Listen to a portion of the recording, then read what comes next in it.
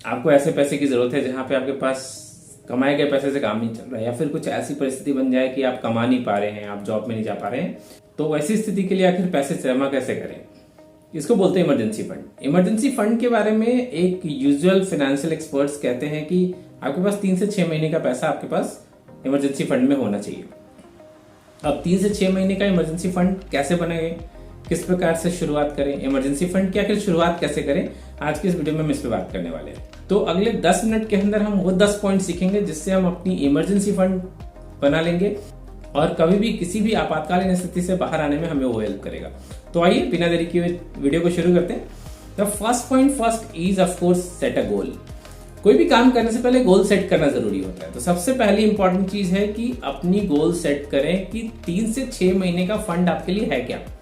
अब 3 से 6 महीने का फंड का मतलब है कि मान लीजिए आपकी मंथली एक्सपेंस 50,000 रुपीज है, 50,000 रुपए आपकी मंथली एक्सपेंस होती है, तो 6 महीने में आप कितने खर्च कर लेंगे, कम से कम 3 लाख रुपए, यानी 3 लाख रुपए आपके पास जमा होने चाहिए इमरजेंसी फंड में। तो ये गोल हो गया कि 6 महीने का इमरजेंसी फंड मेरे पास 3 लाख रुपए तो कम से कम होने चाहिए। अब उसे कैसे बनाएंगे, उसको बनाने के लिए स्टेप नंबर 2 कहता है कि आप अपनी इमरजेंसी फंड की शुरुआत करने के लिए सबसे पहले आप एक सेपरेट अकाउंट बनाइए। सेपरेट अकाउंट का मतलब क्या है, आपका एक अकाउंट होगा जिसमें आपकी सैलरी आती होगी, या फिर अगर आप बिजनेसमैन हैं तो उसमें आप लेन देन करते होंगे जिसमें आप कुछ अच्छा खासा अमाउंट रहता होगा। एक ऐसा अकाउंट जिसको आप नॉर्मली यूज नहीं करते हैं, ऐसा एक अकाउंट बनाइए जिसमें इन पैसों को जमा किया जाना चाहिए।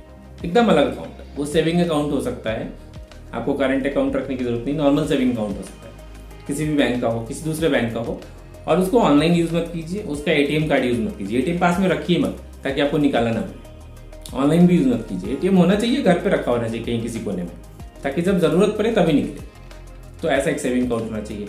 स्टेप नंबर 3 कहता है कि इन्वेस्टमेंट ना बहुत बड़े अमाउंट के बारे में ना सोचें। अब जैसे 50,000 रुपए आपकी मंथली एक्सपेंसेस हैं, मंथली खर्च है, और आप सोच रहे हैं कि 3 लाख रुपए का इमरजेंसी फंड जमा करना है, एक साथ 1 लाख रुपए का जुगाड़ कर लेता हूँ, ऐसे डाल देता हूँ, नहीं होगा। वैसे करेंगे तो वापस से आप उसमें से निकाल के खर्च कर देंगे।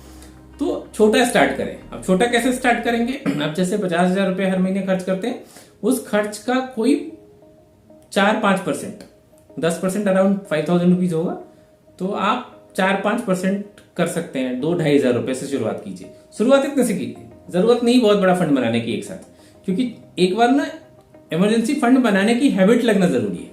हैबिट लगाने के लिए छोटी शुरुआत कीजिए, 5,000 रुपए या उससे कम 3-4 हजार रुपए आप उसमें डालना शुरू कीजिए। तो ये स्मॉल सेविंग आपके इमरजेंसी फंड को काफी बड़ा कर देगा। चलते हैं आगे पॉइंट नंबर 4 में, बहुत ही इंपॉर्टेंट है, that is create a budget with the help of income versus expense का बजट शीट और बैलेंस शीट। सबसे पहले आपके पास बजट होना चाहिए। बजट कैसे बनाए इसके बारे में जानना चाहते हैं, ऑलरेडी मैं पहले वीडियो बना चुका हूं, आप उसे देख लीजिए, आप समझ जाएंगे। इसी वीडियो सीरीज में बना रहा हूँ, जो भी वीडियोस पे हम बात कर रहे हैं इसी सीरीज में मैंने बनाया, बस 4 वीडियो पहले, तो आप उसे देखिए, आप समझ जाएंगे कि बजट कैसे बनाते हैं। सो बजट जरूर बनाइए, और उस बजट से एक पर्टिकुलर हिस्सा आपके इमरजेंसी फंड में जाना चाहिए। पॉइंट नंबर 5, ऑटोमेटिक सेविंग का इस्तेमाल कीजिए। हर बैंक ऑनलाइन बैंकिंग में एक सुविधा देती है जिसको ऑटोमेटिक बैलेंस ट्रांसफर का ऑप्शन होता है। आप वो ऑप्शन एक्टिवेट कीजिए अपने ऑनलाइन पोर्टल से जाके, और ऑटोमेटिकली जैसे ही आपके अकाउंट में पैसा आता है, एक पर्टिकुलर डेट पे एक पर्टिकुलर अमाउंट जो आप इमरजेंसी फंड में जमा करना चाहते हैं, आपके उस अकाउंट में चले जाना चाहिए जो आपका इमरजेंसी फंड का अकाउंट है, ऑटोमेटिक, बिना कुछ किए हुए। मतलब आपको मैनुअली करने की जरूरत ही ना पड़े, क्योंकि मैनुअल करेंगे तो अगेन डिपेंडेंसी आपके ऊपर है। आप सोचेंगे डालू नहीं डालू, इस महीने खर्च ज्यादा है, ऐसा है वैसा है, नहीं, ऐसा करने की जरूरत नहीं है। आपकी सैलरी 1 तारीख को आती है, 2 तारीख को वो इमरजेंसी फंड में चला जाना चाहिए अपने आप ही। का इस्तेमाल कीजिए, एआई का जमाना है, आर्टिफिशियल इंटेलिजेंस, राइट। आगे बढ़ते हैं पॉइंट नंबर 6 में। पॉइंट नंबर 6 कहता है कि प्रायोरिटाइज कंसिस्टेंसी। सबसे इंपॉर्टेंट बात है कि regular small amount is more important than a bigger amount. इस महीने नहीं किया, 5,000 रुपए हर महीने जमा करते हैं, तो अगले महीने एक साथ 10,000 जमा करने के बारे में ना सोचें, या उसके अगले महीने एक साथ 15,000 रुपए जमा करने के बारे में ना सोचें।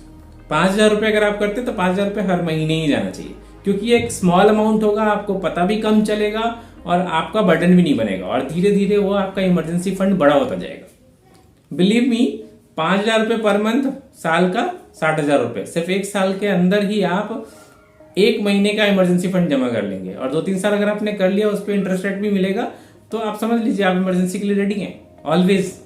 पॉइंट नंबर 7 सजेस्ट करता है हमेशा ही विंडफॉल मनी का इस्तेमाल कीजिए आपके इमरजेंसी फंड के लिए। विंडफॉल मनी क्या होता है?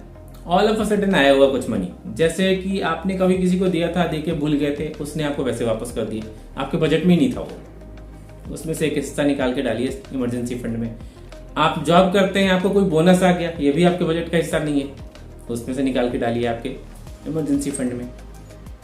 कुछ ऐसा फंड जो ऑल ऑफ अ सडन आया है, जो आपके प्लान में नहीं था, कहीं से आ गया अचानक से, उसका एक हिस्सा जरूर ही जाना चाहिए आपके इमरजेंसी फंड। आगे बढ़ते हैं पॉइंट नंबर 8 में। पॉइंट नंबर 8 कहता है कि avoid touching your emergency fund. पहले हमने बात करी थी कि एक सेपरेट सेविंग अकाउंट होना चाहिए। अब उसी के कड़ी में हम आगे बात कर रहे हैं पॉइंट नंबर 8 में कि इसको यूज करना ही नहीं है। अवॉइड, चाहे कुछ हो जाए, दुनिया इधर से उधर हिल जाए, नहीं करना यूज। पैसे कम पड़ रहे हैं इस महीने बेसिक खर्च के लिए, घर के खर्चे के लिए, घूमने जाने के लिए, कुछ काम करने के लिए, मत कीजिए इस्तेमाल उसके लिए, क्योंकि ये फंड ही उसके लिए नहीं है। ये फंड किसके लिए बनाया गया? इमरजेंसी के लिए बनाया गया। इमरजेंसी मतलब आपातकालीन स्थिति, इसके बिना काम ही नहीं चल सकता, तो नहीं यूज करना है इसको। अब इन केस यूज करना ही पड़ जाए। अब इमरजेंसी तो हर किसी की अलग अलग हो सकती है। अब आपकी इमरजेंसी है कि आपके किसी फैमिली मेंबर को कुछ पैसे देने हैं, मेडिकल कंडीशन आ गया, तो आपको इस्तेमाल करना ही पड़ेगा, ऑप्शन नहीं है आपके पास। कोई बात नहीं, अगर आपने इस्तेमाल कर लिया इंस्टेंटली, अगले महीने या उसके अगले महीने या उसके अगले महीने के अगले महीने, आपको as soon as possible point number 9 के अकॉर्डिंग रीअश्योर करना चाहिए कि आप उस इमरजेंसी फंड को वापस जमा कर रहे हैं उस अकाउंट में। अगर आपने इस्तेमाल, पहला तो इस्तेमाल करना ही नहीं है, और अगर कर लिया तो उसको तुरंत फर्स्ट प्रायोरिटी पे उसके अंदर सेविंग डालिए। And the last but not the least, 10वां पॉइंट बात करी थी हमने, अगले 10 मिनट के अंदर हम 10 पॉइंट डिस्कस करेंगे। अभी 10 मिनट हुए नहीं, 10 मिनट से पहले हम 10वां पॉइंट कंप्लीट करने वाले हैं और वीडियो समाप्त हो जाएगी अभी। तो 10वां इंपॉर्टेंट पॉइंट है कि रिव्यू एंड एडजस्ट। ये जो ऊपर के 9 पॉइंट हमने डिस्कस करे हैं, सभी पॉइंट को बार बार रिव्यू कीजिए, देखिए कि सभी सही तरीके से चल रहा है कि नहीं चल रहा है। अगर नहीं चल रहा है, रीएडजस्ट कीजिए, वापस से प्लान कीजिए, वापस से मनी डालिए, लेकिन उसको रिव्यू कीजिए और डिसिप्लिन रहिए। डिसिप्लिन रहने का मतलब क्या है कि आपको ये ऊपर की 9 एक्टिविटी करनी है, मतलब करनी है, चाहे जो हो जाए, दुनिया इधर से उधर हिल जाए। अगर आप ऐसा करते हैं, यकीन मानिए 1 साल के अंदर आपके पास इमरजेंसी फंड का एक अच्छा खासा अमाउंट होगा। और बिलीव मी, उसके बाद जो आपको मजा आएगा ना, जो सिक्योरिटी फील होगी ना, जो आपको कॉन्फिडेंस आएगा ना, वो दुनिया की कोई ताकत आपको नहीं दे सकती। क्योंकि ये इमरजेंसी फंड ना अपने आप में आपको सेल्फ कॉन्फिडेंस देता है। आप किसी भी सिचुएशन में बड़े मतलब टाइट होकर खड़े हो सकते हो। वैसे तो मैंने किसी वीडियो में बोला नहीं है, इस वीडियो में बोलता हूँ। आगे बनाने वाला हूँ टोटल 100 वीडियोस, ये सब होंगे बैक टू बैक आपके लिए, ताकि आप अपने फाइनेंशियल IQ को इम्प्रूव कर सकें। तो ऐसे ही बेहतरीन वीडियोस आपके लिए आते रहेंगे। मेरे वीडियोस पे बने रहिए। ये पूरी सीरीज चल रही है फाइनेंशियल IQ के ऊपर। जब तक मैं आपके लिए अगला वीडियो लेके आता हूँ, तब तक के लिए आपको नमस्कार, जय हिंद, वंदे मातरम।